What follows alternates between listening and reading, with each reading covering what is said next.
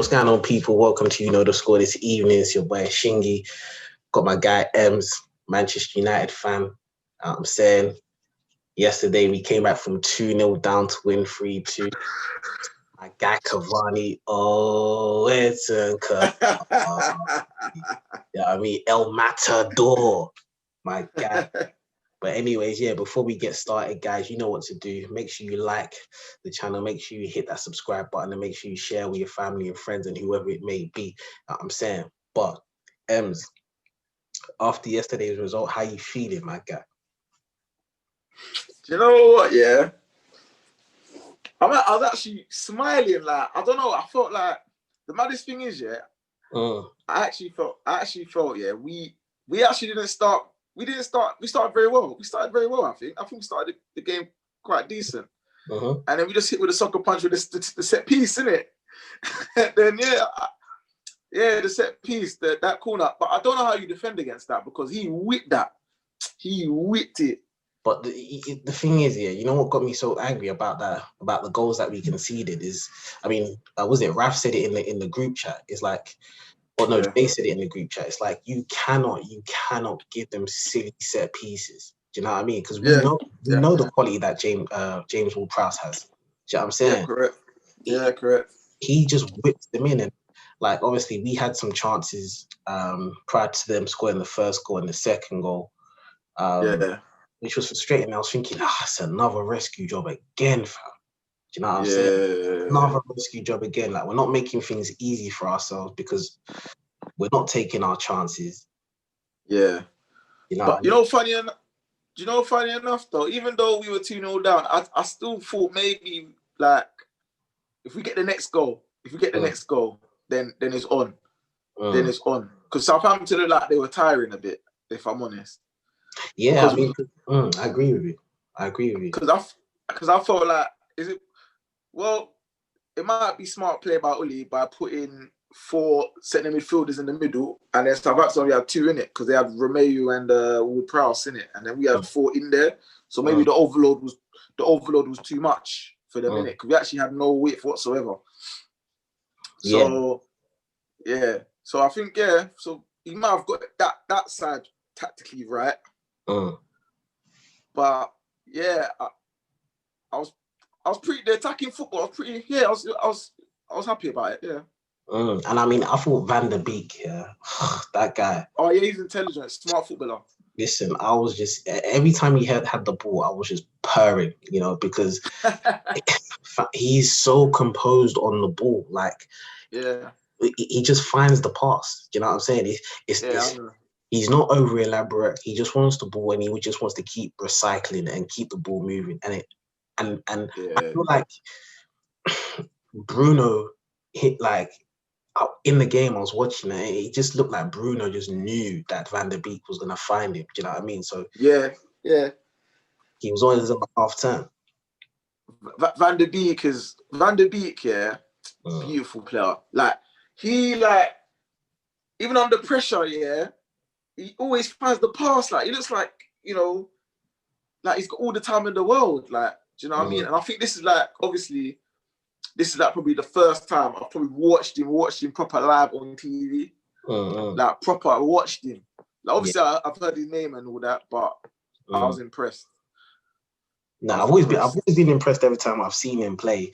Obviously, you know, there were talks about, before Pogba got injured, how he was going to integrate into the team. For me, he has to start. I don't care what anybody says. For me, he just has to start every game for me, because I just feel like, basically, as well as he's good on the ball, off the ball, he's in the right zones. You know what I'm saying? He's in the right zones to intercept, or, you know, to block a pass or what have you. And I feel like, you know, there's more balance with him in the center of the park, if you get what I'm saying. Yeah. I've heard a few people, maybe a few channels or whatever, I've heard people say they would like Van der Beek in number 10 and Bruno drop back to be an 8. Or would you keep it as Van der Beek back as an 8 and then Fernandes stays a 10? Or I'll leave it as it is for now.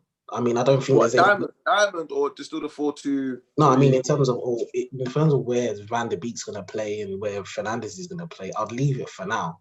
I don't think there's any reason to switch up. I mean, Bruno Fernandes is getting goals. Yeah. Van der Beek, he's shown how good of an asset he can be in the middle of the park. You know, Yeah. I don't think there's any real reason to change it, and I think we saw that yesterday with the quality of performance that he had yesterday. I mean, if Cavani didn't do what he did in the second half, then Van der Beek would have been man of the match. Yeah, yeah. Cavani had in all of the goals, mate. So you have to give him man of the match. Exactly. And the thing is, yeah, we're saying this in the group chat, yeah. Yeah. If we didn't have Cavani, yes, we don't win. 100%. Because like I was saying, yeah, as Ollie said, he wants a striker that's willing to flip and break his nose to score a goal. We don't have that. We got to have Cavani now, but like Rashford and Martial, they want to score the beautiful 25-yarders, or you know what I'm saying? Sometimes they're just so childish in front of goal. It's just immature finishing sometimes. And we saw that last week against West Brom. You know, it's like certain chances that we need to take in order to make the game a little bit more easier. They don't take them at the right time, and then we sometimes can end up getting caught. And we got lucky last week against West Brom because obviously the penalty was overturned. Wow. Saying. People in the group chat thinking it's not a pen, but I don't know. I don't know what they're seeing, because in what I saw, that was a stone pen, mate. Like, how is that not a penny? Because obviously you kicked his shin to get the ball. So if I'm not mistaken, that's a penny, isn't it? You got the man before. So I mean, you know, last week we got away with it to an extent because, you know, our strikers got chances. But this week you saw a guy that is hungry to get goals and anything to get a goal, because the way these goals came, like my man read a deflection. Hey, how do you do that? Who does that? That's a poacher, bro. I think there's only a few strikers in world football that do that. Van Nistelrooy, well, back in the day anyway, Van Nistelrooy would have done that. Chicharito would have done that for us. And now El Matador. I'm saying. But you know what impressed me though, yeah? That the cross for Wan-Bissaka, it wasn't, I wouldn't say it was a great cross, but it was but he made a half decent cross, a good cross, because he actually got his head on it and almost scored. So go on. So no, for real. I mean, but like I said, I mean, you know, going back to the point that, you know, Cavani, I mean, he's not in the team. We don't win that game. We actually don't win that game. So you know, I guess obviously before everyone was kind of worried about the signing, but you know, I think what I was a bit on the fence with it, to be fair. I was a bit like, what's his motive? Like, is he coming to Man United for a charity or a retirement home, or do you know what I'm saying? Because we're not paying him peanuts, you know. We're paying him good money. And like I said before, if we wanted Cavani, why did we wait till the last day of the window? What was the hold up? Because if we would have got him earlier, then man would have been ready for Crystal Palace. Do you know what I'm saying? Yeah. So I don't know. Yeah. I mean, but you know, at least he's there now, and we got the 3 points yesterday. We're second in the form guide. You said. Yeah. So I think we've amassed 13 points in the last 6 games, and Spurs have amassed 14 points in the last 6 games. So I mean, we're creeping up the table with a game in hand. We slowly but surely. But one thing we need to do. We need to score more goals and leak less goals, because that goal difference, I'm not very happy about it. Let's have a look. So our goal difference at the moment is 0. Yeah, it's actually 0. But yeah, I mean, you know, in the meantime, I'm just worried about getting the points on the board. You know what I mean, like, and creeping up the table, because although that, you know, we're second in the form guide, we're still 9th. Do you know what I mean? Yeah. And I know Arsenal been getting battered, whatever, but they only, I think, believe 3 points behind us, right? Is that correct? Yeah. You know what I mean? It could change within 2 weeks, mate, and then we can get bantered by Arsenal. So you know, I'm not getting too ahead of myself right now. I'm just steady Eddie right now because I just think with Man United. Yeah. Can you lift up the camera? Yeah, because sorry, I was just seeing your what you could the bottom part of your face, but yeah. As you sorry. Yeah, so I just think, mate, Man United right now, we're not a consistent team where like we'll play West Ham, and I think we're gonna beat these. Like I'm very like on the fence, man. I'm a bit like I'm not sure. I'm not sure what you're gonna get with Man United. It's like depending on what side of the bed they wake up on. Then even Keane said it on Sky Sports, but I mean, we've got 3 wins on the bounce in the league, so I mean, hopefully, you know, we can get 4 wins on the bounce, and then I think after West Ham, Man City. We got Man City. Yeah. Oh my goodness, bruv, we have to. I think the two games. I think we got to get 4 points. 4 points. I'd be happy with that. 4 points. I don't care if we draw against West Ham and we beat City, or vice versa. But 4 points, I don't think you can complain. Think you can complain. Definitely not. Definitely not. But one thing I have a gripe about Oli is against the forget the big 6. Yeah, I get it. Yeah. But when we're playing the other teams, I'm sorry, I don't think we need to be playing 2 defensive midfielders, man. It actually does my head in.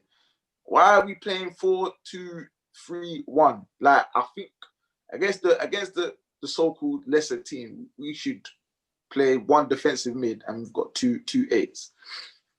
And we go for it, man. I get what you mean, but yesterday obviously we had Matic and Fred in there in the diamond. You don't think that worked well? Yeah, it was fine because to be fair, we didn't concede from open play. It was only 2 set pieces, in it. So I don't know, but I do think the zonal marking. I've been saying it from last season. Zonal marking for me don't work. I've never been. I've never liked it. I've never because end of the day, who do you blame for that though? When it's man to man, if your man scores, blood, that's your fault. Yeah. Come on, you expect Rashford to mark? Who is that? What's his name? Bednarek. Is it Bednarek? Bednarek or something like that. Yeah. Sorry if I've got your name wrong. Apologies, but come on, man. Rashford, that was, if it's man to man, one of our centre backs marks him. Then do you know what I mean? Like Maguire's marking space.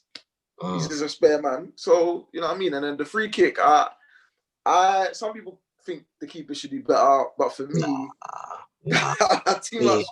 I just think people are just trying to run with this Henderson agenda, man.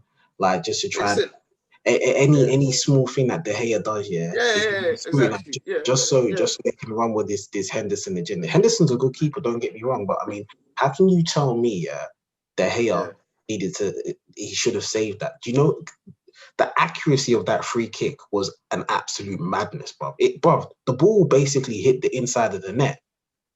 Yeah. But the thing is, I agree with Henderson's good keeper, but it is very different from you being Sheffield United #1 to be Manchester United Football Club #1. It's very different. Like you get scrutinized like no man's business. You're always like more or less live on TV. Any mistake gets highlighted like this. Like it's just different. You know what it is? I think like in this day and age, people have short memories. Do you know what I mean? And it just in general in society, everybody's just always looking for the next new thing. The next big thing. The next big thing. And they forget about what people have done beforehand. Like there's no loyalty anymore. Do you know what I'm saying? Loyalty was gone 10 years. Loyalty was gone when the likes of Scholes, Giggs, Gerrard, John Terry, Lampard. That era is gone. That's what I'm saying.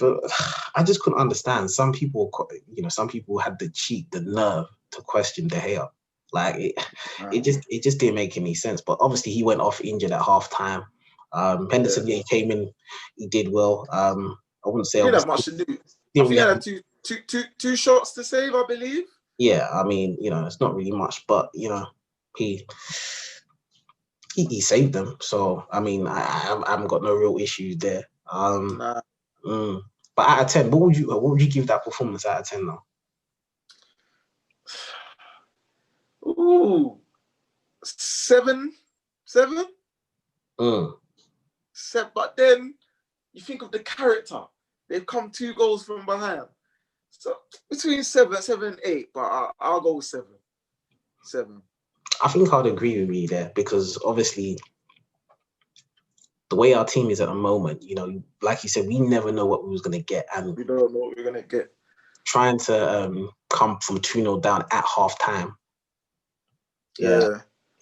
And in the manner we did it as well, you know, I've got to give Ollie credit for the substitution, because when he took off Mason Greenwood, people were talking crud, they were talking crud.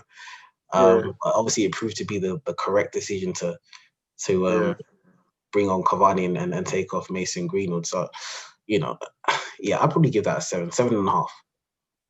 And you know what my thing is, why I always say I don't know what Man United's going to turn up, because I couldn't tell you, apart from the back 4 and the keeper, I couldn't tell you who's in front of them. I couldn't. And if you go to Liverpool, it looks like their strongest team. You more or less know who their first 8 players are, or Man City. Us, it's like a jigsaw puzzle. So that's another thing, isn't it? That's why you can't really go to the bookies, and put money on and say, I think Man United are going to win today, because you don't even know what team they're going to play, what formation they're going to play. So, do you know what I mean? I guess he's still trying to find out his best team. Hopefully he can find some sort of settled rhythm. Oh, come on. Shingy, please, bro. Over 100 games, bro. Yeah. Over 100 games. Maybe not the players. All right, maybe the formation. You've got to at least have a settled formation. Then you put your players in. That's what I thought. But what do I know? Yeah, I mean, I guess we can say that, but obviously, I feel like I don't even want to bring up his name, because he's not even featuring. He's injured, innit? And I don't like to be talking about players that are not involved in the team. Do you know what I'm saying? Yeah. But I guess obviously he's trying to figure out what he can do to accommodate. He was trying to figure out what he could do to accommodate Pogba before. Yeah. Do you know what I'm saying? Yeah. And then I think after that Spurs game, or after the Palace game, after the Spurs game, I think that alarmed him. Do you know what I'm saying? Because I guess obviously it's his job on the line at the end of the day. And if we're going to be playing too open and expansive and conceding goals, then ultimately who's going to get the sack? Ollie. Do you know what I'm saying? So I think he was like, you know what? Nah, bum this. Do you know what I'm saying? I'm going to build my team there, or have my team to be defensively resolute, or to have a screen in front of the back 4, because Maguire and Lindelof are not the quickest, and then we'll go from there. So, but this is the thing though for me. Like, I've never known Man United Football Club, to have 2 centre backs that are not quick. Normally, you would have at least 1, if not 2, that are quick. Yeah. This, I just don't know. I think. Obviously, I know I was saying they'll only be gone by Christmas, but that's not happening. But I think if we get top 4, win a trophy, I think that's a successful season for Ollie if Ollie stays, right? I think man's got to make a decision. Yeah, we need to make a decision. Either you take Victor or Maguire at the team, but it's obviously going to be Victor in it, because Maguire's our captain, which I don't know why he is, but he's our captain, and we have to go get a centre back that can complement him, even though everyone probably knows my views on Harry Maguire anyway. I'm not his biggest fan, but he's our captain, innit? So we need to find a centre back to complement him, innit? Yeah, now we'll see. I mean, obviously this victory that we got is going to give the team a huge boost. You know what I mean? Apparently the players were celebrating in the change room after the game. Yeah. I mean, I don't mind that. You know what I mean? I think the players needed that. You know what I'm saying? I said before the game on the weekend, it was a massive game, which we needed to get 3 points to give the players confidence. I mean, what do you make of the players, celebrating after the game? Well, it's a tough one, because I feel like you scored in 90th minute, Like, we're obviously gonna be sky high and celebrating like a madman, innit? But then I think maybe you've got to tone it down a bit because we've got a game on Wednesday against the French champions, innit? And Champions League finalists. So maybe, you know, it's fine, they celebrate fine, but then come the next day, switch on to the next game. So I have no problem with it. Long as it wasn't too over the top, as if you won a trophy or something. Yeah, exactly. Yeah, because we've got a big game, and I don't want us to lose that game, because the last thing I want, is us going into the Leipzig game needing a result. Yeah, needing a win. I would take a draw right now. Oh yeah, I think a draw puts us through. Yeah, I'll take a draw. I'll take a draw right now. I can't, like, considering I was coming negativity, and I said, I don't know if Mr. Negative. Yeah, apparently Mr. Negative. Do you know what's funny? Yeah, I praise Oli, but it sounds like I'm negative about it. But I don't know how that works. But I believe, you know, when we got that draw, I did think, raw, mate. We're fighting for second and third, mate. I don't think we're gonna get top. I didn't think maybe we'll make the group, because the way we started the season, I was like, raw. I don't think we're ready. I don't think we're ready to go to the next round. But we started off well, and I think we took it for granted against that. I don't know why they don't pronounce that Turkish team. We took it for granted in the game at their ground. Do you know what I mean? So imagine if we would have beat them, then we could have been resting our players against PSG. Yeah, we would have had 12 points, isn't it? And then we would have been resting against PSG. Yeah, we would have been calm, but it is what it is, man. At least we got the 3 points yesterday, man. Much needed 3 points. Oh, you know, and in the fashion we did it, you know. I love a last minute win, and boy, that was nice to see, man. And we love a 3-2 against Southampton. I don't know why. Yeah, we did. I don't know, man. But this is our tradition, though. We don't know when we're beaten more often than not, innit? You know what I mean? You know, we've seen it in the past, man. Especially the Fergie years, and even Van Gaal. Like, it happens, man. Even under Mourinho, I remember against Palace. 2-0 down and 1-3-2. So it's just in Man United Football Club DNA. But I hope we can just take, obviously, you know, this good result going into the next few games, man, because you know, I feel like we've got the squad to actually, well, not I won't say compete, but I feel like we've got a squad of players to actually have a decent season this year if we build some consistency. But you know, that's one thing that we've been struggling with, but we'll see. I just think, right, I think our aim should be, if we say we play, just stay in touch of the top 3 or whatever it is, and then what's it called? Win our game in hand, We win our game in hand, Then we're close. I hope we can stay close until the top till March. Then we can say, right, at least we had a title challenge, innit? And then obviously end the season with top 4 on the trophy. I'll take that today. You know what I mean? It's progress, innit?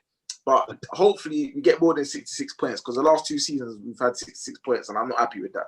I know everyone talking about, we got 3rd, but come on, man. In any other normal season, that don't even get you flipping 8th or 7th, I believe. But you know, it's not about points; it's about where you finish, innit? Yeah, definitely. And obviously, before we finish up, obviously Cavani, he was excited that he scored the winner. Yeah. And obviously on social media, he made that post. Thank you, Negrito, which means, I think, my little friend or what have you. He's possibly going to get a 3-game ban. You know, your thoughts on that post? Do you know what? Yeah, when I saw the post, I saw it, but I don't know why I didn't think nothing of it. Like, not like I didn't clock it. And then when it was sent around, I was like, wow, he actually said that. But then I think it's like, you go, different countries say different things, innit? But I do feel that when you come to these shores, I think you need to be in an education program of what you can and can't say, because we're not in Uruguay, we're in England. Whether you posted it to your friend that's from Uruguay, the whole world can see it. So someone's gonna feel a bit offended by that word. Do you know what I'm saying? So maybe he should have said that privately in a message to his friend, rather than you know what I mean? You got to you're high profile football. You got to watch what you say, man. You know what I mean? And I'm sure, obviously you can tell he didn't mean it in a bad way. No, there was no malice in the message at all. It's just the way, obviously, it was translated. You know, and you have to look at the context in how it was said. Yes. He was saying thank you to a friend. It wasn't, you know, in a situation where he's on the pitch and he's arguing with someone and he says, yeah, you know what I'm saying? Yeah, so, like that Suarez thing against Evra. Yeah, you're right. You're right. And so the thing is, go on, sorry. No, I was going to say with Spanish, right? There's so many different dialects, especially in South America, and the way they use their words, you know, it can be different to the way, you know, it's used in Spain. Yeah, exactly. I mean, the word gringo is a term for a white American. So it's difficult. Obviously, I do understand, you know, he has to be careful in what he says. And like you said, I feel like they need to enforce some sort of brief. Yes. Yeah, man, because, you know, like you said, once you say those type of things, you know, it's going to be read out of context and it's going to be blown up out of proportion and people are going to have their own opinions. And yeah, man, we're going to end up in a situation where we are now, where we could potentially be missing him for 3 games. But you banning man for 3, like, it doesn't teach him anything. You're better off just sending him on a, I don't know, 3-month education program or something. Or not they've got to keep the same energy. Look what they've done with Bernardo Silva. You know what I'm saying? So, you know, he was banned for 6 games. Was it 6 games? Yeah, I think so. Yeah. So but it's mad because when I saw that post, I don't know. I didn't think nothing of it at the time. I don't know. I think if it offends someone, then it's a problem, innit? Do you know what I'm saying? I don't know when you saw it, what did you think? I don't know. Nah, when I saw it, because obviously I watch a lot of South American programs, innit? So I knew the context in what he was saying it in. Do you know what I'm saying? But when I saw it, I was like, yeah, when people see that, people, they're gonna run with it and say, look at this guy, what's he saying? Yada yada yada. Do you know what I mean? Yeah. So, you know, it's unfortunate anyway, you know, because he had an excellent game yesterday, and then, you know, he's gone from here to here in the space of 20 minutes. Do you know what I mean? So you know, it is what it is. It is what it is. But all in all, anyway, man, moving on from that, we got the 3 points against Southampton, 3-2 last year. I'm happy. Happy we moved to PSG on Wednesday. Hopefully we can get the point we need to qualify. And we can look forward to the game against West Ham on the weekend. I mean, But Ems, appreciate you joining me this evening. No problem, man. Yeah, as usual, where can they find you? On Instagram, it's ems.w.doms, and on Twitter, it's emsdoms. My guy. Well, it's been your boy Shingy_LDN. You know, follow me on Twitter and Instagram. Follow the YouTube channel. You know, the Score TV. Follow it on Instagram as well. YKTS Football. Follow it on Twitter. YKTS Football as well. Make sure you like, share, and subscribe to the channel. You know, support the channel. It takes 2 seconds. Make sure you share with your friends and family and whoever it may be. And yeah, man. It's been you know the Score. It's been your boy Shingy. It's been Ems. We'll be back again soon, man. We're out.